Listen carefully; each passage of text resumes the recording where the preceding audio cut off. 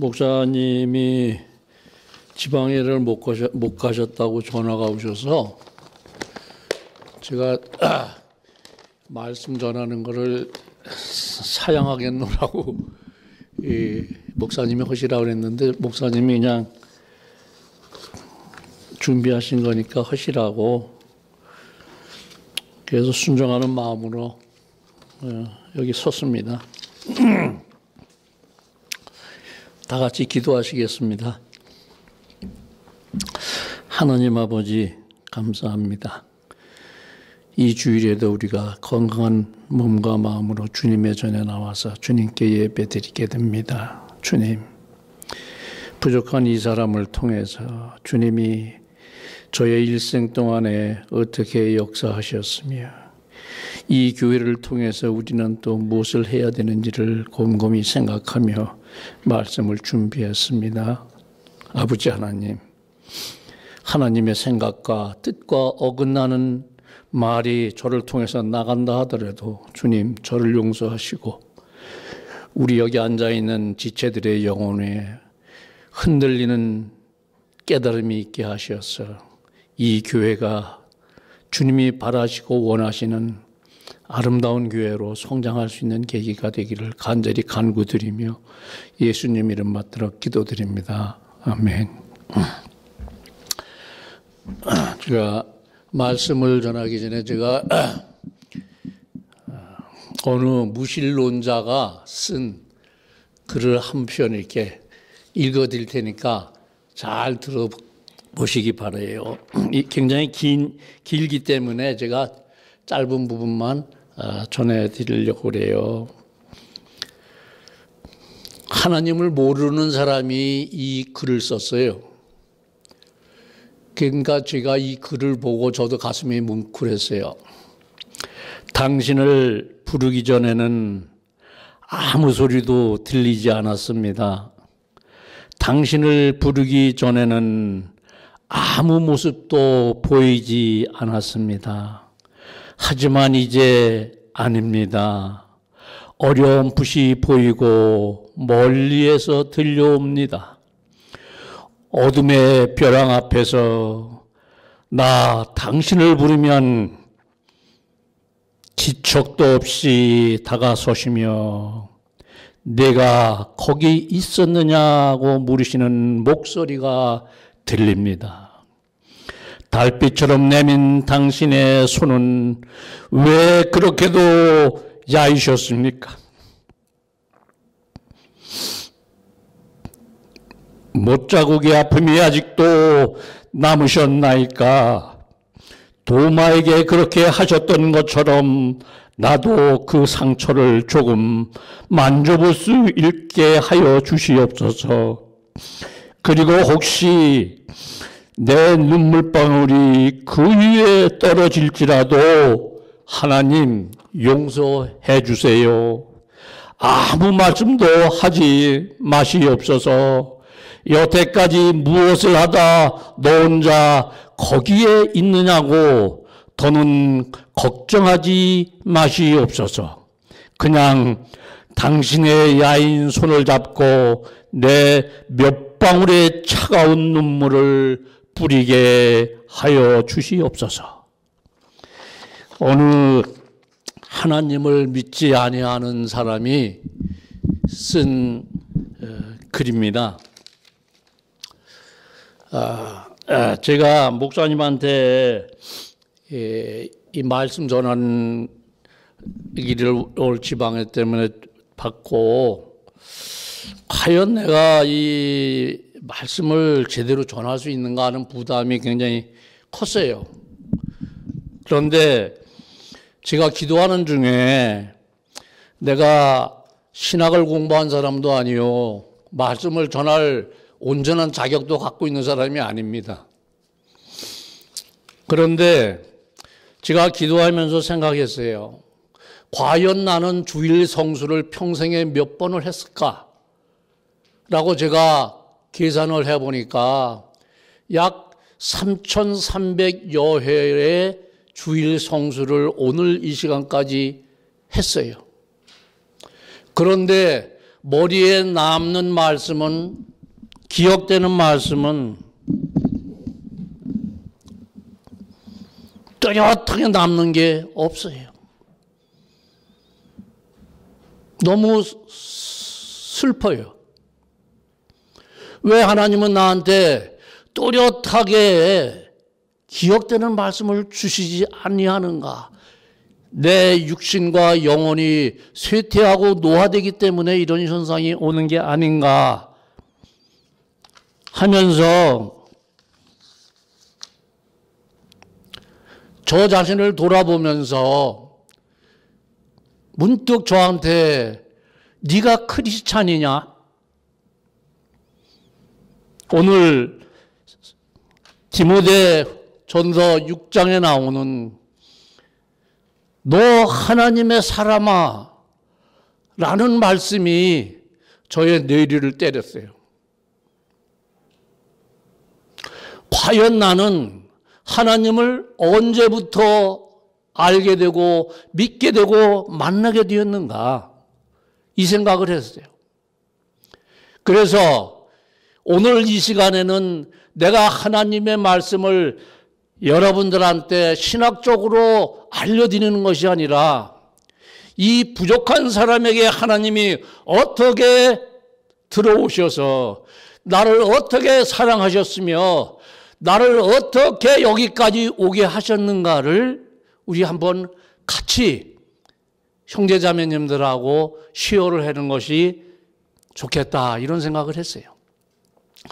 오늘 전하는 이 디모데 전서는 예수님 탄생하신 지 62년 내지 67년 사이에 하나님께서 바울을 통해서 디모데에게 주신 격려와 훈계의 말씀이라고 합니다. 그런데 이 바울이 마케도니아로 떠나면서 그 교회, 에베소 교회의 담임을 맡게 될 디모데에게 주신 말씀이 이 말씀입니다. 그런데 그 당시 에베소 교회는 교회 건물이 없었습니다. 모든 지체들이 가정집에 모여서 주후 200년까지는 교회에 건물이 없었다고 합니다. 모두 가정집에 모여서 숫자가 많고 적고가 중요한 것이 아니라 한 영혼이 얼마나 귀하냐 하는 뜻으로 모여서 예배를 드렸다고 합니다.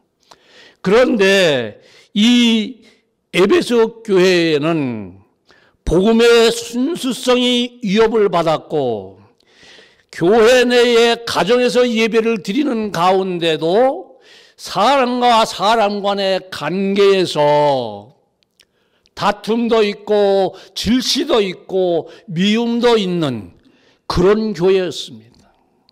그리고 교회에 재정적인 도움이 충분하지 아니한 그러한 에베소 교회를 바울이 떠나면서 이 디모데에게 주신 이 말씀이 디모데 전후서, 디도서 이 세 권의 목회 서신을 통해서 교회를 섬기는 자는 어떻게 섬겨야 된다 하는 것을 말씀하셨습니다. 우리는 여러분이나 저나 한번 생각해 봅시다. 우리가 예수를 믿으면서도 하나님이 나를 사랑하기를 원해요. 사랑받기를 원해요. 저 한번 기도하면서 생각해 봤어요. 여러분도 한번 생각해 보세요. 하나님, 하나님 정말 사랑합니다. 이렇게 고백하신 적이 혹시 있으시면 정말 감사한 일이죠. 근데 저는 가만히 생각해 보니까 스스로 내가 하나님 나는 당신을 사랑합니다. 고백한 적이 없더라고요. 그냥 내가 이 세상을 살아오면서 하나님을 통해서 역사하시는 어떠한 복과 순탄함과 이익과 부와 이런 것들이 나한테서 떠나지 않게 하기를 바라는 그러한 위선적인 크리스찬이었음을 저는 고백하게 되었어요. 그래서 너 하나님의 사람아 라고 하나님이 나한테 말하실 때, 또 우리 주위에서 이 삶을 살아가면서 아, 저 사람은 크리스찬이야, 교회 다니는 사람이야, 하나님의 사람이야, 이런 말을 들으면서 과연 나는 진정한 하나님의 자식으로 지금 살고 있는가? 이 생각이 제일 먼저 떠올랐어요. 그 다음에 두 번째로 나는 지금 정말로 하나님이 사랑하고 칭찬받는 산재물로 매 순간순간을 살고 있는가? 그리고 나는 내가 믿는 하나님을 확신으로 믿는 것이 아니라 어떤 신념으로 믿는 것이 아니라 정말 내가 만질 수도 없고 볼 수도 없는 주 하나님을 정말 믿으며 그분의 말씀에 순종하고 살았는가? 이 세 가지가 저의 기도 중에 머리를 때렸어요. 그래서 한 40여 년 제가 목회자들의 설교 말씀을 노트한 것을 들춰기다가 이 말씀이 저의 가슴을 때리면서 이 말씀을 너의 지체들하고 한번 나눠봐라. 이래서 오늘 이 말씀을 준비했습니다. 우리가 진정한 배움은 지식을 쌓고 이론을 배우는 것이 아닙니다. 교회에 나와서 여러분들이 성경 구절 한 구절 한 구절을 내 머릿속에 기억하면서 지식으로 쌓는 것은 결코 배움도 믿음도 아닙니다. 그러면은 진정한 배움은 어디에 있는가? 질문에 있다고 그럽니다. 이스라엘의 학교에서는 학생들이 지금 우리 교회도 어린아이들이 많잖아요. 학교에 갔다 돌아오면 너 오늘 학교에 가서 무엇을 배웠니? 이렇게 묻지 않는다고 그럽니다. 부모님들이. 어떻게 묻느냐 하면 너 오늘 선생님께 가서 무슨 질문을 했니? 선생님한테. 과연 네가 한 질문, 이 질문을 정확하게 했을 때 거기에는 본질적인 배움이 시작된다는 겁니다. 여기 우리 목사님도 계시지만 제가 반성해 봤습니다. 3,300여 회의 주일 성수를 하면서 한 번이라도 예배라는 형식 속에서 그냥 말씀만 듣고 예배가 끝나면 집에 돌아가는 게 일상이었습니다. 이제 교회는 저는 바뀌어야 된다고 생각이 들었습니다. 목사님의 설교 말씀이 끝나면 내가 이해하지 못하고 내가 깨닫지 못하는 부분을 하나님 앞에서 당당하게 목사님한테 목사님 오늘 말씀 중에 이러이런 것이 이해가 안 됩니다. 알고 싶습니다. 라는 얘기를 저는 한 번도 해본 적이 없고 이것은 일전에 우리 목사님이 말씀하셨어요. 교회 예배의 전통에 눌려서 내가 하나님한테 드리고 싶은 얘기를 하나님한테 물어보고 싶은 얘기를 반드시 예배 시간만 통해서 하는 것은 아닙니다. 하지만 이제 저는 그런 생각을 했습니다. 옳고 그른지는 모르지만 우리 지체들이 하나님 앞에 내 마음을 있는 그대로 내놓을 수 있는 그러한 예배가 되었으면 하는 겁니다. 여러분이 오늘 이 자리에 나오셨을 때 여러분이 가지고 있는 어떤 신념, 이론이나 생각이 내가 지식으로 쌓여지는 나의 마음을 가지고 나는 이래서 하나님을 믿는다 하는 것은 신념일 뿐입니다. 믿음이 아닙니다. 오늘 우리가 분명히 깨달아야 됩니다. 믿음이라는 것은 내가 보지 못하고 내가 만지지 못하고 내가 기대할 수 있는 그 무엇을 온 영혼과 심령을 다 합해서 잡는 겁니다. 이것이 믿음입니다. 저는 옛날 어느 목사님이 말씀하셨습니다. 믿는 자와 믿지 않는 자의 차이는 어디에 있느냐? 간단하다. 절벽 앞에 서서 뛰어내려라 했을 때 믿지 않는 자는 주저주저 하면서 뒷걸음치면서 안 뛰어내린답니다. 근데 믿는 자는 아무 거리낌 없이 뛰어내린답니다. 이것이 믿음입니다. 과연 나는 이렇게 살아왔는가?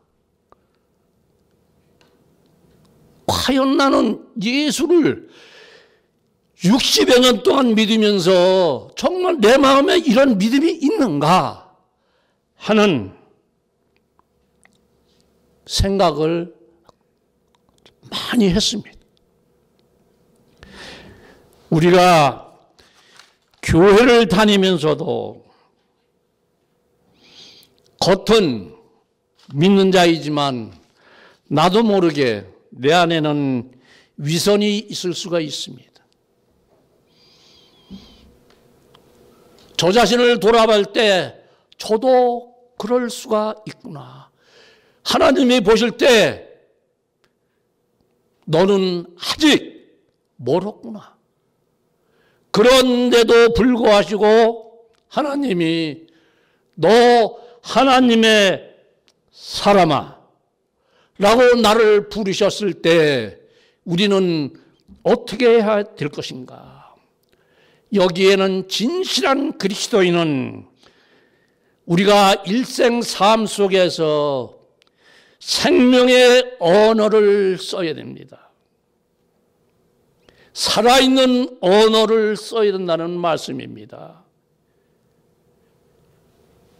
지금은 시대가 바뀌어서 SNS가 너무너무 많이 발달돼 갖고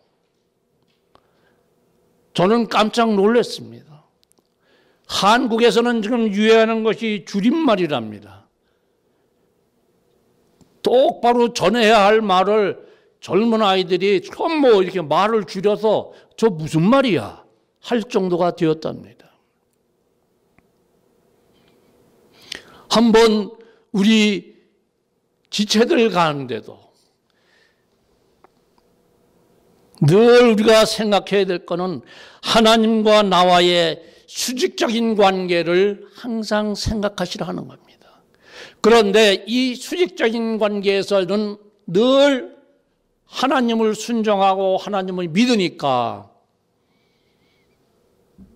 다른 언어가 나올 리가 없습니다. 하지만 그 하나님의 말씀 성경의 본질이 무엇인가를 분명히 알고 나와 하나님의 관계를 정말로 깊이 묵상하는 우리들이 되어야 됩니다. 두 번째로는 이웃과 나의 관계입니다. 하나님을 사랑한다 하면서도 내 이웃을 사랑하지 않는 것은 위선이요 하나님에 대한 배신입니다.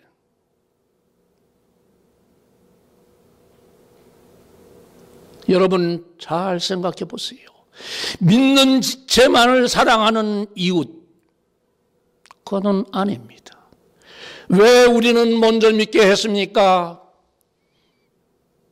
자기 신념으로만 사는 사람을 믿음으로 전환시키고 변화시키기 위한 불씨가 되라고 우리를 하나님이 선택해 주신 겁니다. 여러분, 이웃과 나와의 관계에서도 생명적인 언어가 있어야 됩니다. 자칫 잘못하면 영적인 우월감에 빠져서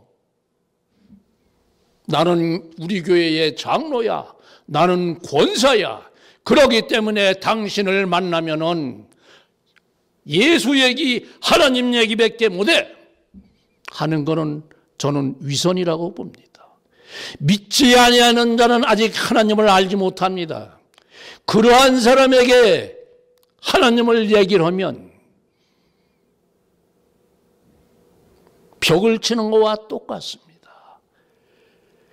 상대를 이해하고 상대의 상황을 파악하고 하나님은 이럴 때 이렇게 여기 이 말씀을 전하라고 하시겠구나 하는 것을 지혜롭게 생각하는 것이 우리 믿는 자, 너 하나님의 사람아, 이것입니다. 다음에는 자기와의 싸움입니다. 여러분도 느끼셨을 겁니다. 저도 수만 번, 수천 번 그런 일이 있었습니다. 교회를 섬기면서 내 가까운 지체와 나도 모르는 미움이 싹 튀고 갈등이 생기고 나와 나 자신 속에서 오늘은 이러이러하니까 교회를 가기 싫다. 오늘 이러이러하니까 누구를 만나기 싫다. 좋은 것보다는 싫은 게 더 많을 경우가 생긴다 이겁니다. 이럴 때 이것이 자기와의 싸움입니다. 이것을 이길 수 있는 방법은 다른 것이 없습니다.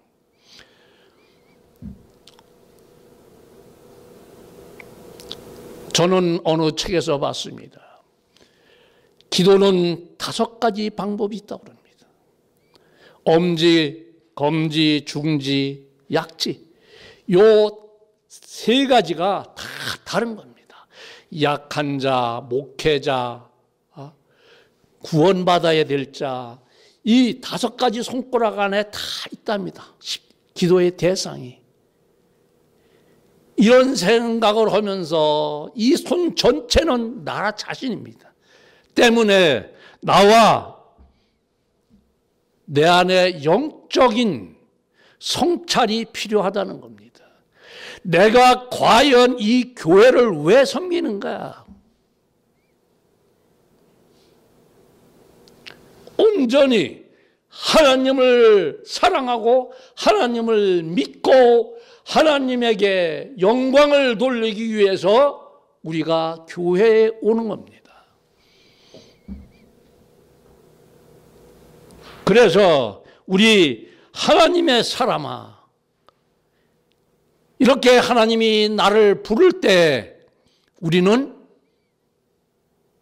내가 정말 살아있는 생명의 언어를 내 영혼 속에서 갖고 살아가고 있는가?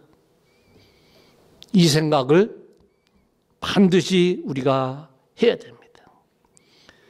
언어에는 3가지의 언어가 있습니다.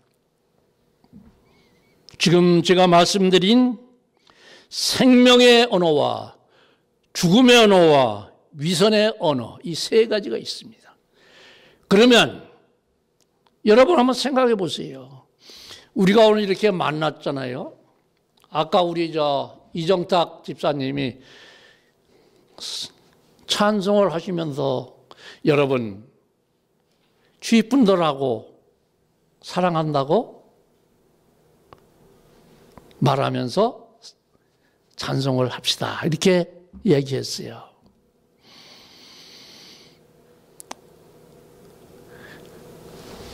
우리가 저분의 그 집사님의 말이 위선이 되지 않게 하는 것이 무엇입니까?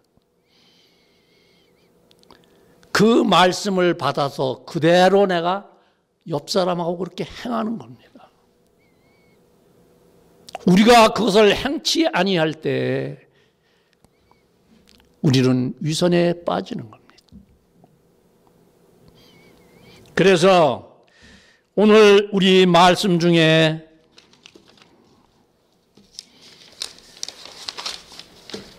저는 이 성경 말씀을 대충 이렇게 봤을 때는 그냥 뭐 책 한 권 읽듯이 이렇게 내려가면서 봤었어요. 그런데 여기 눈에 꽂히는 게 있었어요. 그게 뭐냐? 너 하나님의 사람아, 네가 피해야 할 것이 있다. 그러면 나는 여지껏 신앙생활 하면서 내가 피해야 할 것이 무엇인가를 생각해 본 적이 있는가? 그냥 순간순간 상황의 변화에 따라서 내가 대처하지 않았는가? 이 생각을 저는 했습니다. 우리가 피해야 할 것은 우는 마귀가 사탄이 나를 대적할 때 근신하면서 깨어있으라 하는 이 영적인 피함이 있어야 된다는 겁니다.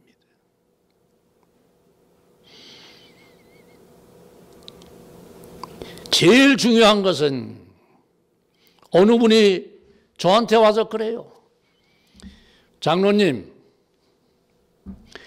요새 목회자들 다 사꾼입니다. 난 깜짝 놀랐어요. 그래서 제가 그랬어요. 그럼 내가 그 목사님을 그 말 통해서 듣는 나는 사꾼 자식이냐? 내가 반문을 했어요.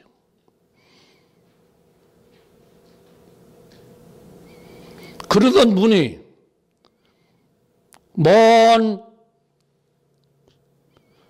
긴 시간이 흘러서 저한테 또 왔어요. 장로님, 교회는 이러해야 됩니다. 막 정확하게 설명을 하는 거예요.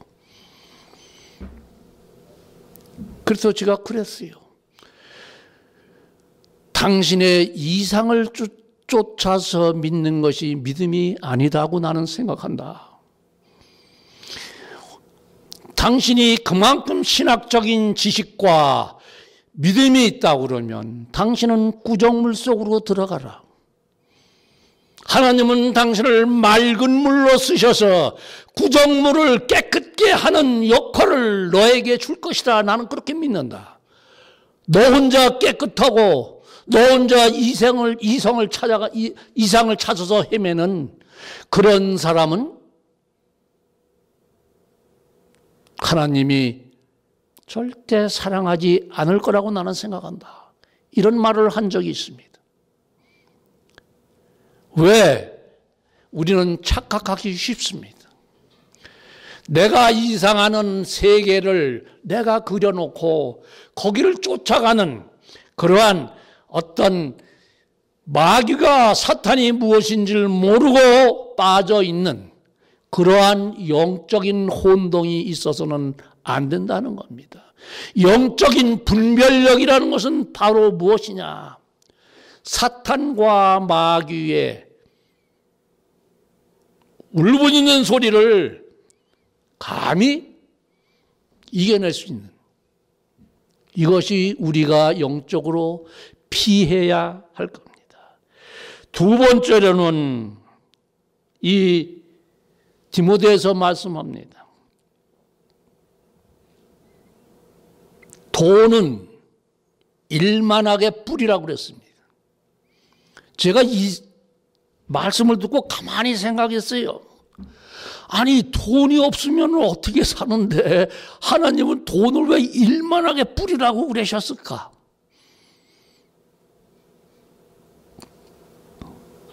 요새 경기가 안 좋아서 어느 그래요. 제가 아는 분이 44년 만에 찾아온 최악의 불경기랍니다.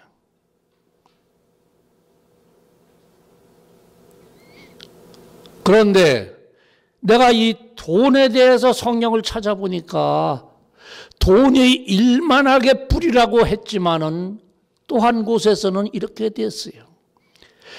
정한 돈, 깨끗한 돈을 하나님은 원하시지 더러운 돈, 탐욕스러운 돈, 이런 돈을 원치 아니하신다는 것을 분명히 아셔야 된다. 이게 우리가 하나님이 주신 나의 건강함과 나의 육체적인 노동력을 가지고 내가 열심히 벌어서 하나님한테 감사할 때 하나님은 기뻐 받으십니다. 그런데 진정으로 하나님이 원하시는 것은 무엇이었느냐? 우리가 피해야 할 것은 더디한 돈, 그 정말로 잡지 말아야 할 돈에 얽매이다 보면 주님이 고린도 후서에 이렇게 말씀하셨습니다. 내가 구하는 것은 너희 재물이 아니고 오직 너희니라. 오직 너라고 그러셨습니다. 나라고 그러셨습니다.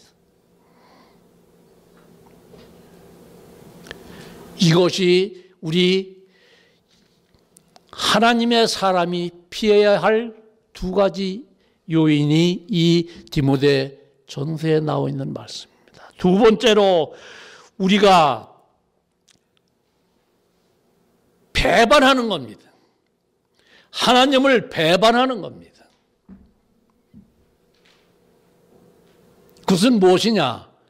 간단합니다. 성경에 유다 있습니다. 유다, 가룟 유다. 그러면 가룟 유다만 배반했습니까? 베드로도 하나님을 3번 부인했습니다. 12 제자 중에 요한 제자만 지가 12 제자를 다 한번 이 사람은 어떻게 살았을까 하고 다 뒤쳐봤어요. 다 흠결이 있어요. 흠결 없는 자는 요한 사도밖에 없었어요. 이것이 우리의 모습이에요.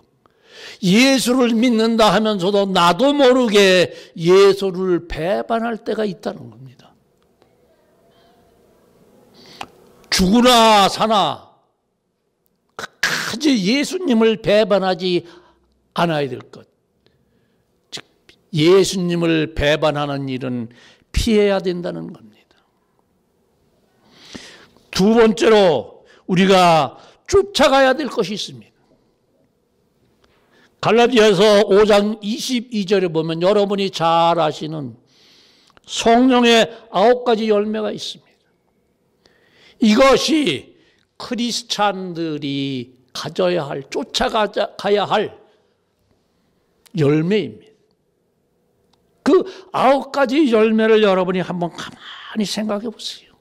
내 안에는 정말 이런 온유함이 있고 이렇게 오래 참음이 있고 이렇게 경건함이 있고 이 9가지를 가만히 여러분이 생각해 보시면 아마 하나님은 여러분의 영적인 깊이를 더 깊게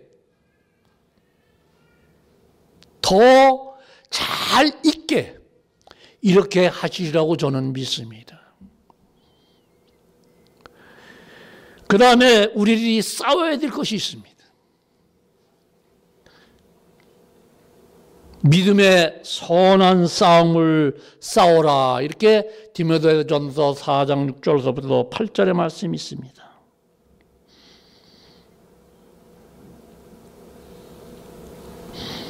가만히 그냥 앉아서 하나님이 나는 하나님을 믿는 사람이니까 하나님이 나한테 복 주시겠지. 하나님이 나한테 만사형통하게 해 주시겠지.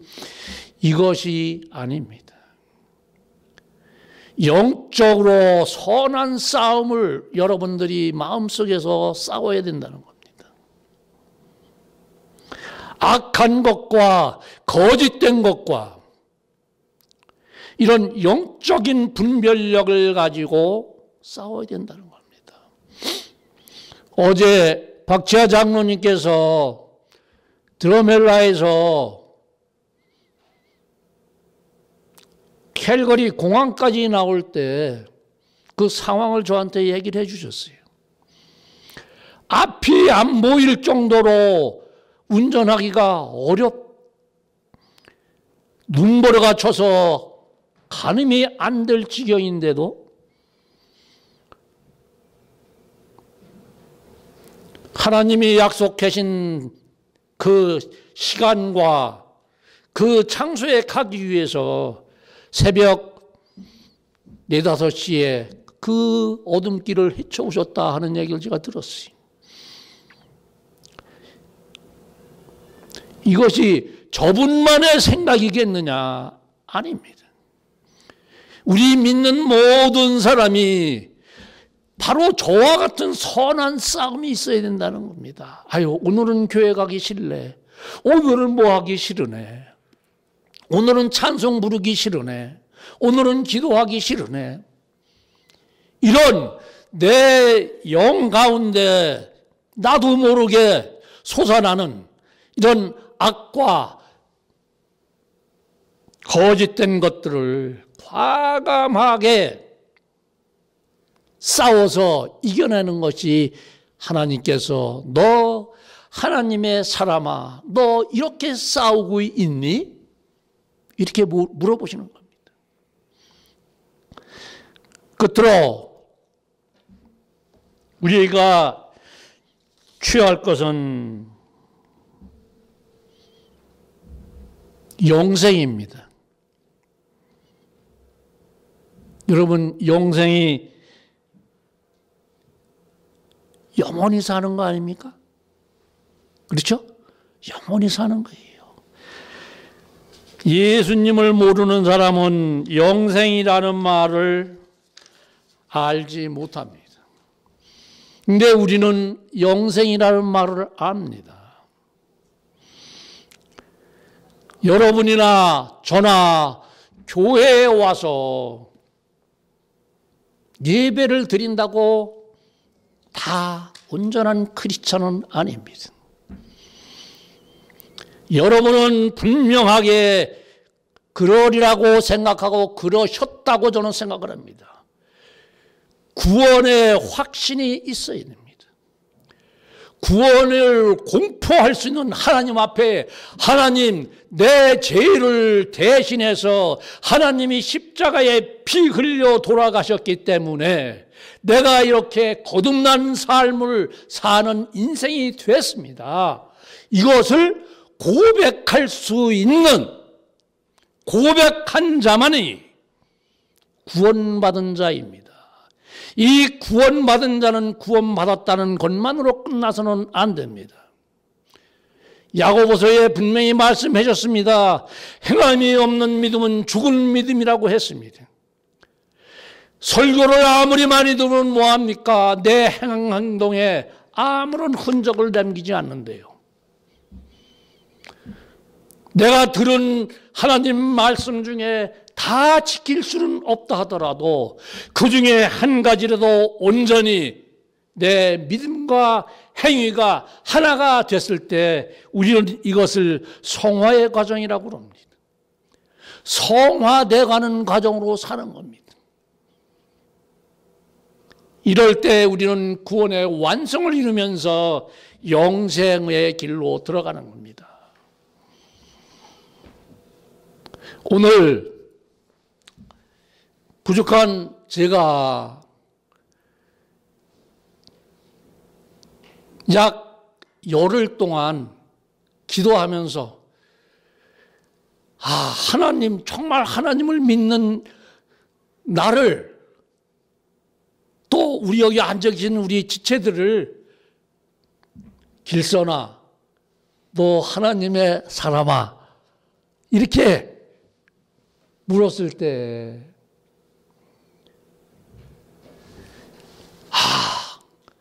하나님이 나를 하나님의 사람이라고 불러주시는구나.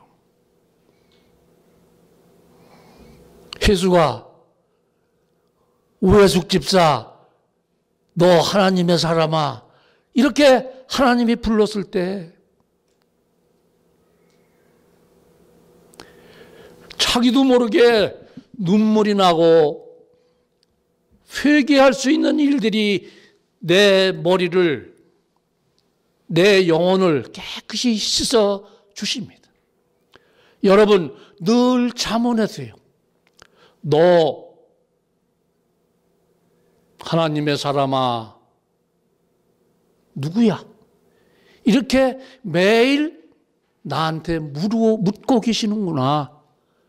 이러면 여러분 한번 생각해 보세요. 저는 이 말씀을 준비하면서 그랬습니다. 디모데가 에베소 교회에 한 가정집에서 예배를 드릴 때 거기 수천 명의, 수만 명의 교인들이 모인 것이 아니었습니다.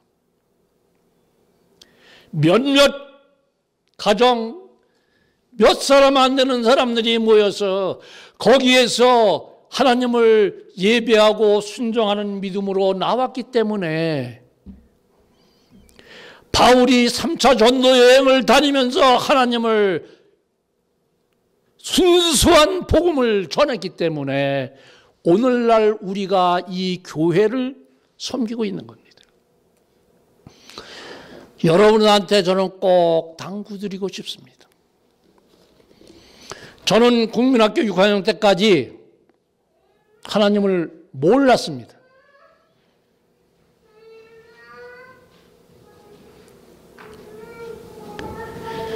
국민학교 6학년 때 주일학교를 갔는데 선생님이, 밤사라고 그러죠. 선생님이 뭐라 그러냐면 사람은 흙으로 만들어졌다 그러는 거예요. 근데 거기에 앉아있는 한 60, 70명의 학생들이 가만히 있는 거예요. 내 손을 번쩍 들었습니다, 제가. 선생님, 왜 그래? 왜 거짓말 하세요? 그랬어요, 제가. 저는 지금도 기억이 나요. 왜냐? 나는 그때 초등학교 6학년까지 우등상을 받으면서 공부를 학교에서 제일 잘했어요. 내가 배운 지식이 사람은 진화론에 의해서 진화되고 세포 분열이 되고 이런 공부를 배운 거예요. 근데 선생님이 흙으로 됐다 그러니 이런 엉터리가 어딨나 하고 손을 번쩍 들었어요. 그랬더니 그 60, 70명 학생들이 막 우는 거예요. 창피해서 제가 문을 박차고 나왔어요. 그리고 교회를 안 갔어요. 다시는 내가 저런 데를 안 간다. 근데 중학교에 들어갔어요. 지금 여기 미국의 시애틀에 밑에 올림피아에서 산부인과 의사를 하는 친구가 있어요. 남극일이라고. 그 친구가 저를 찾아와서 성경책을 가지고 와서 중학교 때, 중선아, 교회를 다녀야 돼, 다녀야 돼. 마 안 가. 너나 잘 다녀. 그런데 끈질기게 와서 하여튼 저를 데려가는 거예요. 그래서 할 수 없이 갔어요. 하나님을 알고 간 게 아니에요. 나는 오늘 여러분들한테 분명히 말씀드립니다. 하나님을 모르는 단계가 있고 하나님을 아는 단계가 있어요. 근데 아는 것으로 그쳐서는 안 돼요. 그 다음 단계가 하나님을 믿는 단계예요. 믿는 자는 어떤 단계를 또 가야 되냐면 하나님을 만나는 단계를 가야 됩니다. 여러분 한번 잘 생각해 보세요. 나는 과연 하나님을 만났나? 우리는 흔히 성령 체험이라고 합니다. 성령을 체험한 자는 하나님을 배신할 수가 없을 정도가 됩니다. 그렇기 때문에 여러분도 여러분의 믿음 생활을, 저는 이건 제가 믿음 생활을 하면서 이렇게 활동사진처럼 지나가는 거예요. 아, 내가 성령 체험하는 때가 있었구나. 그렇게 교만하고, 그렇게 자만하고, 그렇게 잘난 척 하던 놈이, 제가 다니던 교회에서 3대 악당 중에 하나가 저 박충선이다 그랬어요. 회사가 주는 일을 저는 못 해내는 일이 없었어요. 그런데 한순간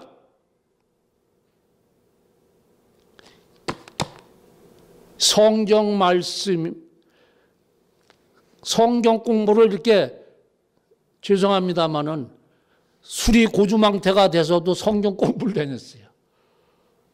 근데 하나님은 그 중에서도 역사하세요. 그러던 어느 날, 이거는 제 간증이에요.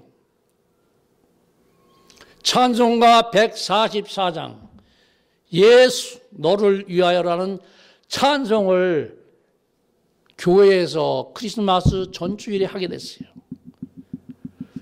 그런데 예수 나를 위하여, 이 찬송을 하는데 눈물 콧물이 찬송이 끝날 때까지도 안 그치는 거예요. 그래서 창피했잖아요. 나는 다 우는 줄 알았어요. 근데 나만 그런 거예요. 그런데 그 순간에 뭐가 있느냐?